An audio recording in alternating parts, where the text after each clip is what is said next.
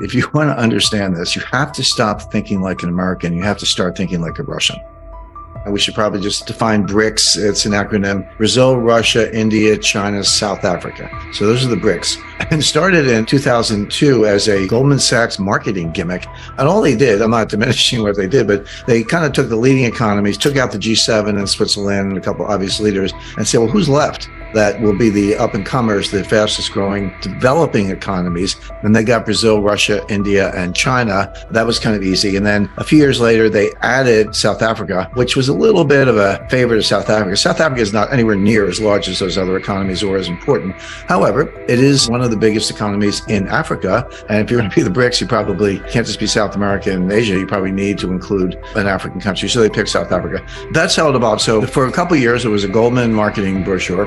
And then in 2006, at the United Nations General Assembly in New York, annual meeting, and it's famous, heads of state and foreign ministers show up from all over the world, but they have what they call these bilateral meetings on the sidelines. And sometimes there are 3 or 4, say, hey, we're all here, let's just grab a conference room and sit down and talk.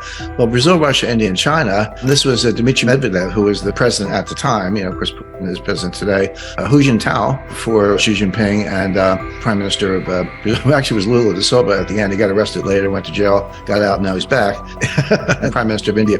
So they sat down and they said, we actually have a lot in common, a lot to talk about, and we added it up. We're a pretty powerful group. So they formalized it. And then in 2009, they had a summit conference, a formal summit conference with an agenda and all that in Ekaterinburg in Russia, in the Russian Federation. For those who know their Russian history, that's the place where the Bolsheviks killed the Tsar and his ministers and the Romanov family. But I guess the Russians have a little bit of a sense of humor. But anyway, that's where they had this summit, and they solidified, okay, we're a group, we're going to work together, and they did. And over the coming years, they multiplied numerous subgroups. That people say it's the BRICS meeting coming up. Well, yeah, that's the Leaders Summit. They have about 190 meetings a year. They have working groups on women's rights, sports, environment, climate change. You could go on and on.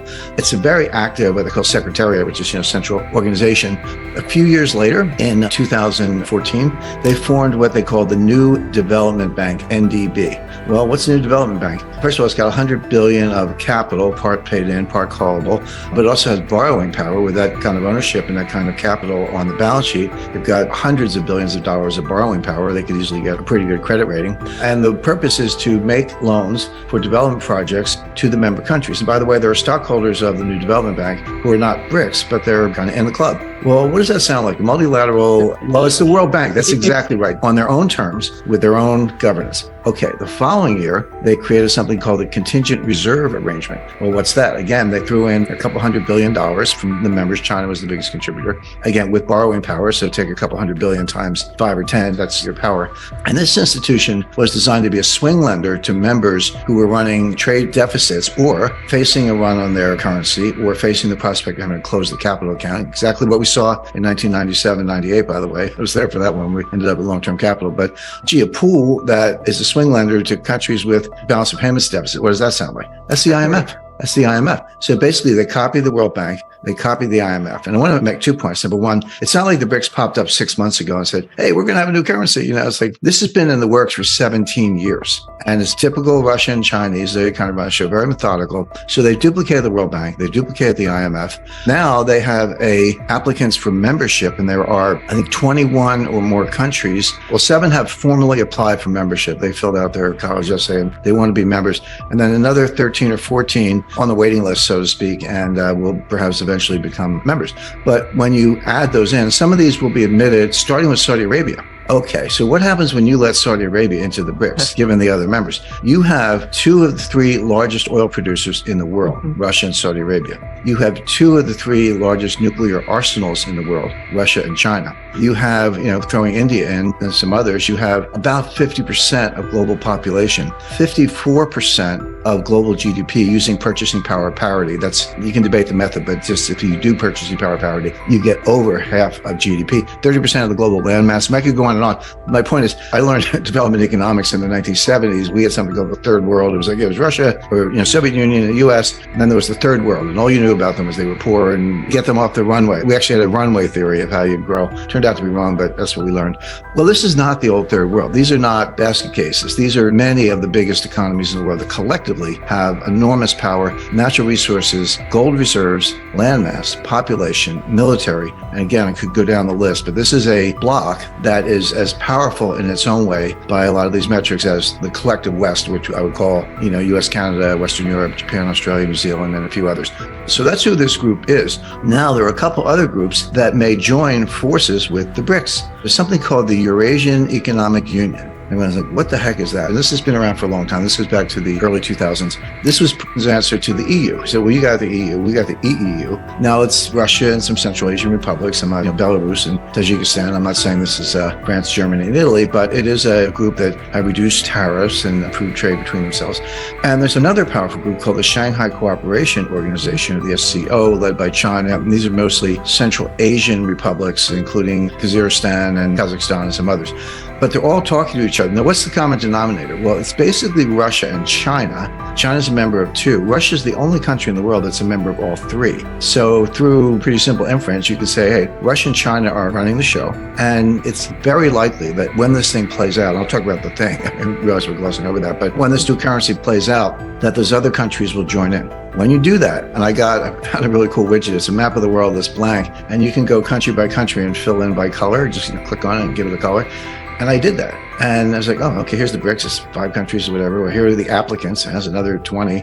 Here's the SCO, a few more. Some of them are members of both. Here's the EEU, has a few more. Again, many are members of both. And you keep going. And all of a sudden, like a light bulb goes on. I said, that is Halford Mackinder's global island, what he called the world island. And this goes back early 20th century, first, probably greatest geopolitical theorist in history. But he had this idea of the world island. That is exactly what they're building. Now, why is that important other than the obvious, which is more collective economic and population power? Pick your metric. This dominates the world. Well, for one thing, if you're going to have a currency union, the more countries you have, the more likely you are to be successful. In the past year, what are the headlines? China and Saudi Arabia talking about selling oil for yuan. Brazil and China do large multi-product currency deal where they accept each other's currency. UAE, China, same thing, selling oil for yuan. Russia, China, using yuan and rubles as payment methods for whatever they sell to each other. Russia sells natural resources, China sells semiconductors, manufactured goods, and so forth. And there are a number of those. I don't have to list them all, but there are 10 or 15 of these. The reason they've all fallen short, and very few of them have actually come to fruition despite the headlines, is when you have two countries and they're going to trade with each other and accept each other's currency, and you can do that, you're limited to what you can do with that currency. This is why the Russia-India thing is starting to break down. Russia's been pumping oil to India. India's been paying in rupees. But how much curry do you need? I mean, what's Russia going to do with all the rupees? And Russia's starting to balk. They're like, hey, we're up to our eyeballs in rupees. We need a better system. When you have a multilateral, multi-country currency union, that problem goes away. Russia sells oil to China. China pays in BRICS, the BRIC currency, pays you in BRIC. But Russia can take the BRIC and turn around to Argentina and say, or Brazil maybe, and we'd like to buy some Embraer aircraft. And Brazil gets the BRIC currency, and they can turn around to China and say, we'd like to buy some rice. And then China takes, et cetera. You've solved the quasi-barter problem. You've solved the problem of what to do with pile of currency that you really can't use other than certain goods and services, but not everything you want. There's an analyst who's brilliant. I read his stuff all the time. I'm like, man, you're so smart. And I just really follow him very, very closely and give him a lot of credit. But he said, you can't have a currency union without a common fiscal policy. And I said, have you not heard of the euro? I mean, there is no common fiscal policy in Europe. Don't tell me that Italy has the same fiscal policy as the Netherlands or that Germany has the same fiscal policy as Greece. They don't. They do have a central bank that issues the currency. It has a little bit of gold, but not a lot relative to the size of the economy.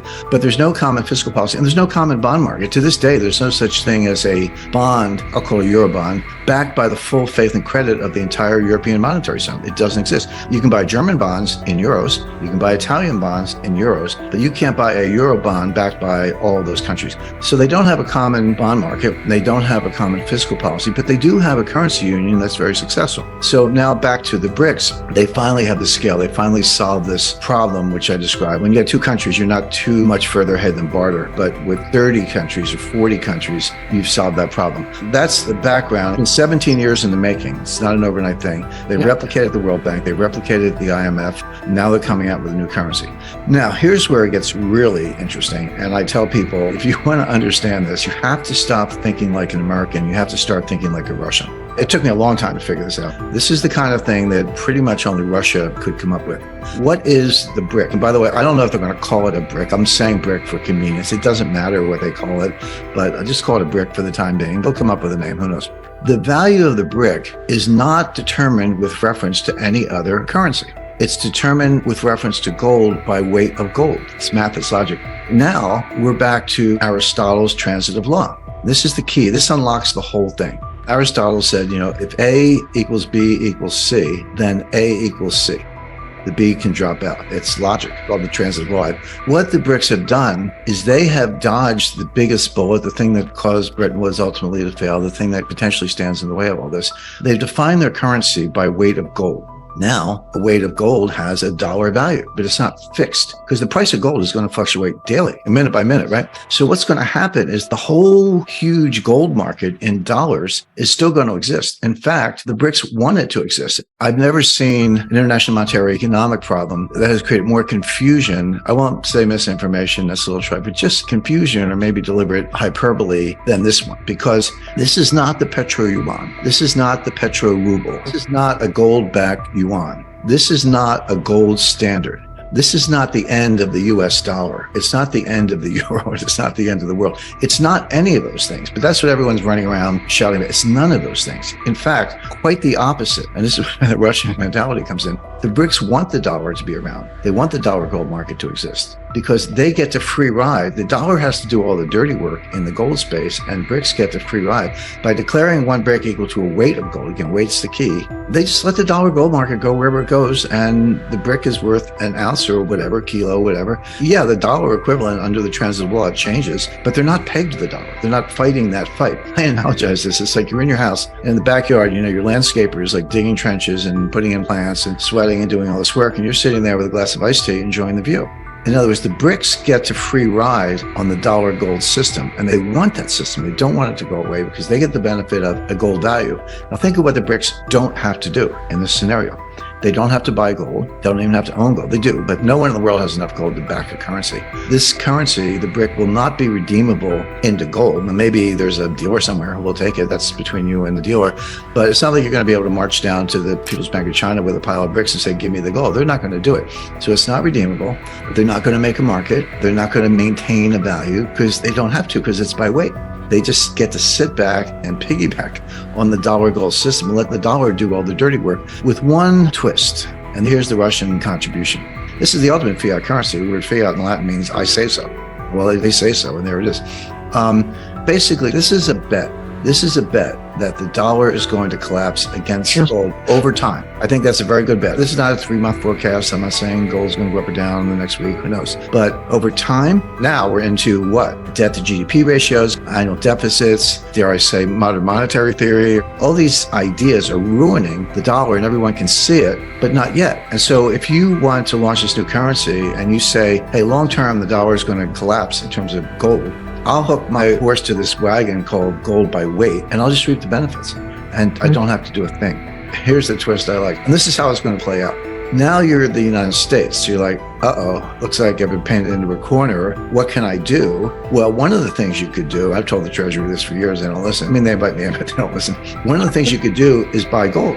But what happens when the United States buys gold? The dollar price of gold goes up, and the BRIC gets stronger and the dollar gets weaker. Checkmate. In other words, the US is now in a box where you can't even get out of it by buying gold because you're going to weaken your own currency relative to gold in the process, and the BRICS are just going to sit there and not lift a finger. It's genius. I got to credit the Russians. I'm not saying the Chinese couldn't think of something like this, but this has got Russia's fingerprints all over it.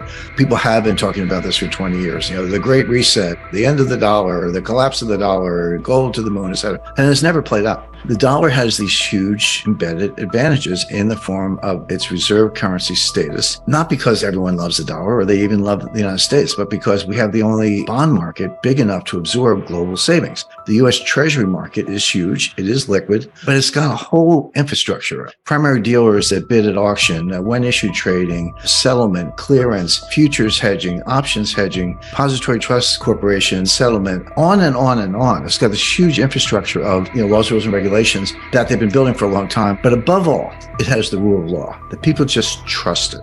Don't have to like the dollar, don't have to like the United States, but you trust the market. The U.S., in response to the war in Ukraine, broke the trust. They froze the U.S. Treasury assets of the Central Bank of Russia. Unprecedented. I'm a sanctions expert. I work for the intelligence community. It was part of what I did was look at sanctions and a lot else. And as far as I'm concerned, I know that our BRICS friends agree, that's a default. Maybe S&P would call it a selective default, but Russia made the money. They bought the treasuries. They're entitled to principal and interest. And we're saying, no, you can't have the principal and interest. We're not paying you. Well, that's a default. I don't care how Janet Yellen wants to dress it up. And it was a shock. But worse than that, everyone else in the world was watching. Saudi Arabia, India, Brazil, Malaysia, Turkey, and others. And they're saying to themselves, gee, what if the United States doesn't like what I did? What if they don't like my policy? What if there's a war in my neighborhood and they're not in favor of it? Are they going to freeze my treasuries? Well, until a year ago, you would say, of course not. They would never do that. Well, they did in the case of Russia, and they will potentially in the case of these other countries.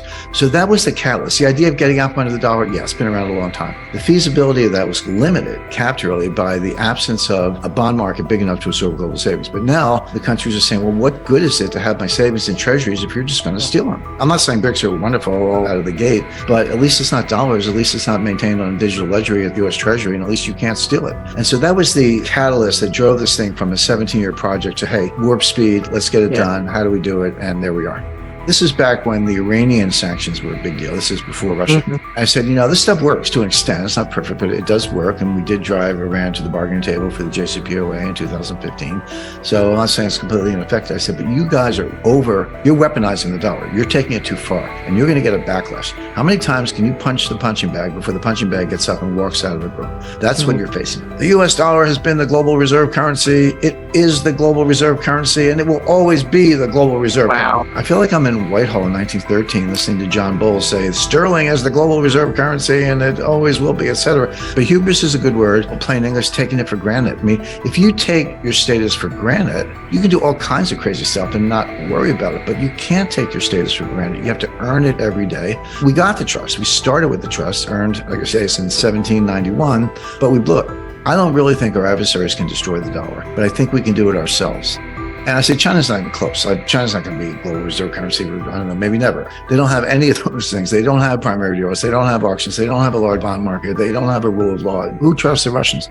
But then in thinking about the BRICS currency, I had another one of these aha moments, like where the light bulb goes on. I said, I was writing or something, doing some research on World War I. Basically the history of government finance of war is what I was looking at. And I saw this Liberty Bond poster. And it was, Lady Liberty, Statue of Liberty with a torch. And she, instead of the tablet, she had like a Liberty bond. And she was like, come on, America, we got to win the war. Buy Liberty bonds. And I read like 4 or 5 books on the Spanish flu of 1918. They didn't know until 1930 what caused the Spanish flu. They didn't know what a virus was really until the electron microscope. But they had a sense that it spread around. So in Philadelphia in 1917, there was going to be this big parade to buy Liberty bonds. It was like a freedom, win the war pep rally. And all these doctors from the University of Pennsylvania and elsewhere were like, don't do this. You're going to get 100,000 people on Broad Street and, they're all going to die of the Spanish flu in effect.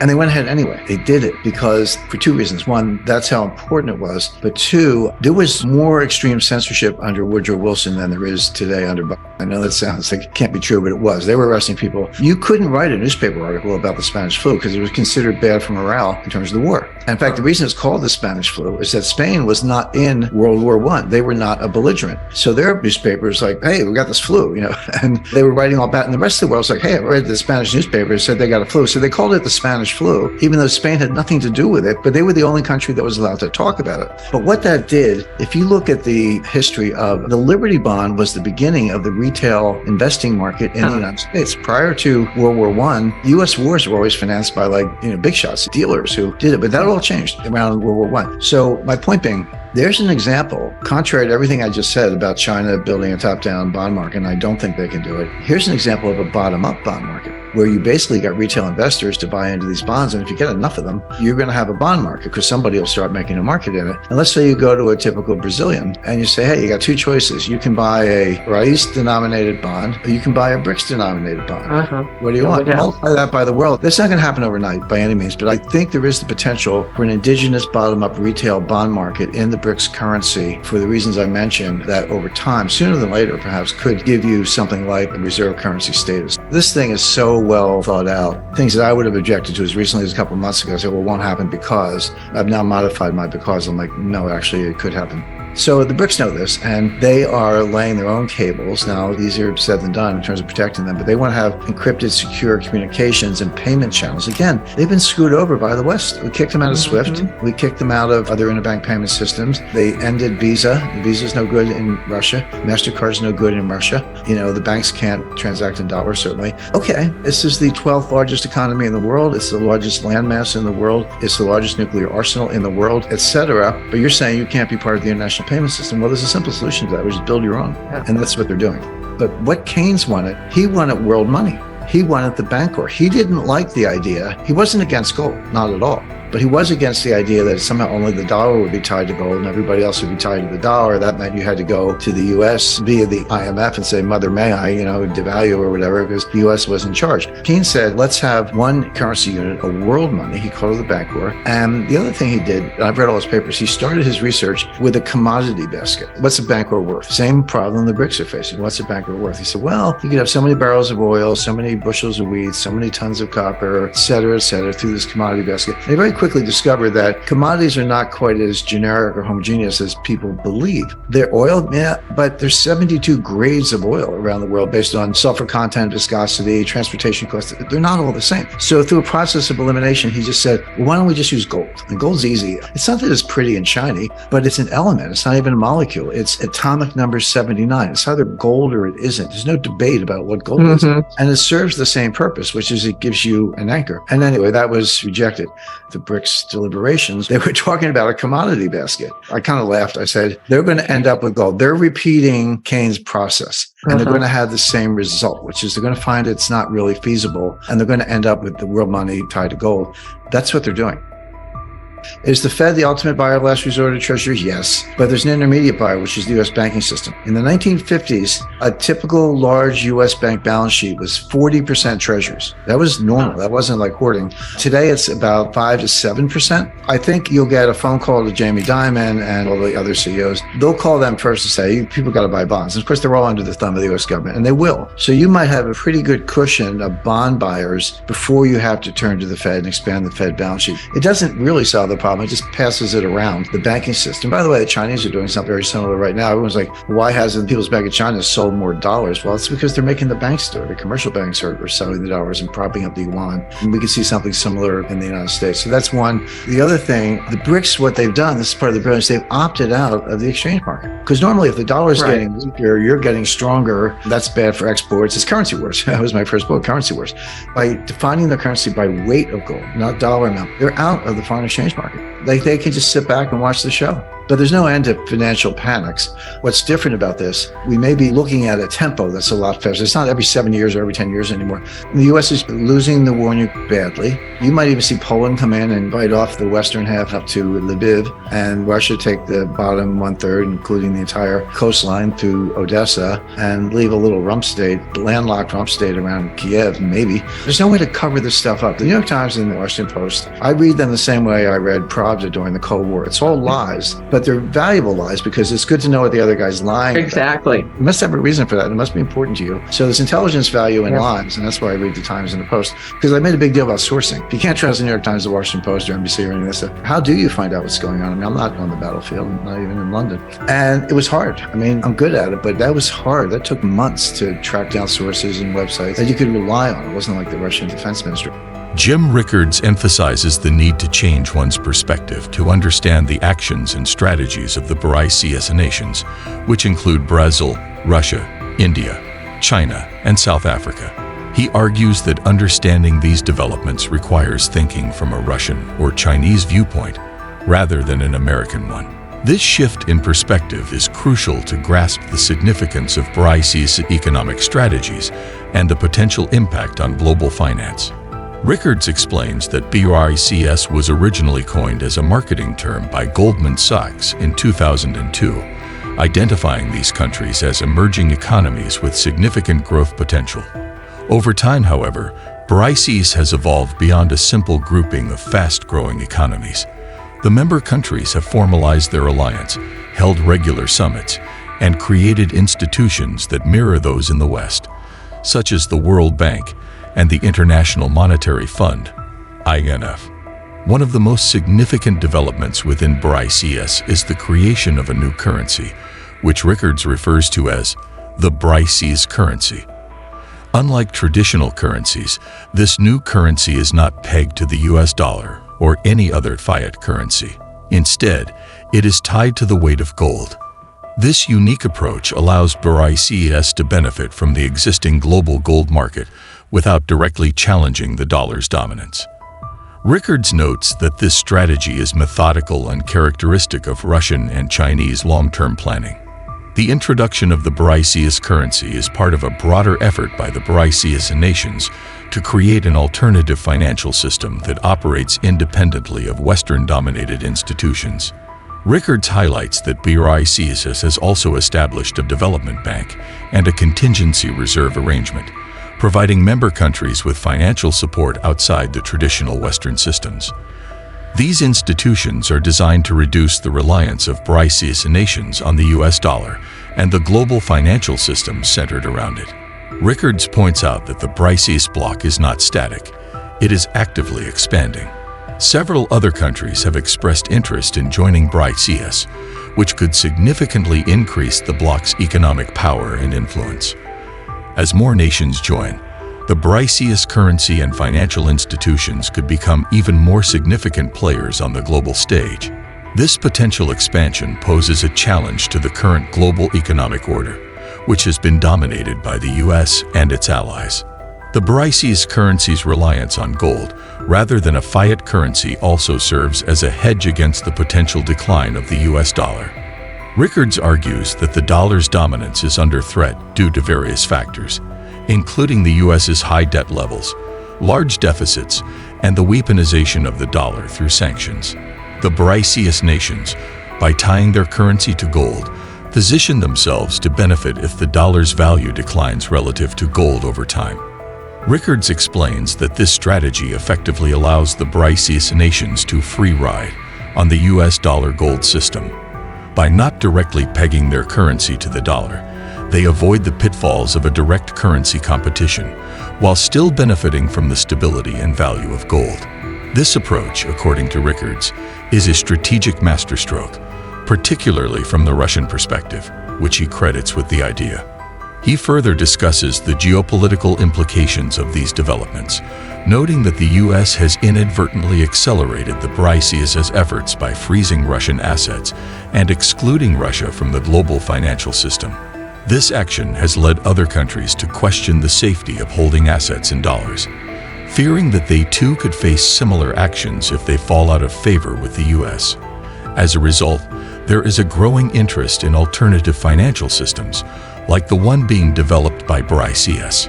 Rickards warns that while the US has long enjoyed the advantages of having the world's reserve currency, this status is not guaranteed. He suggests that the US could undermine its own position through policies that alienate other nations and push them toward alternatives like the BRICS system. The creation of a BRICS currency tied to gold, along with the expansion of BRICS and its institutions, represents a significant shift in global economic power that could challenge the dollar's dominance in the future. In conclusion, Jim Rickards presents a compelling analysis of the BRICS nations' strategic moves to create an alternative global financial system. By understanding these actions through the lens of Russian and Chinese thinking, it becomes clear that BRICS is not just a loose grouping of emerging economies, but a coordinated effort to reshape the global economic order. The potential success of the BRICS currency and the expansion of the bloc could have profound implications for the future of global finance.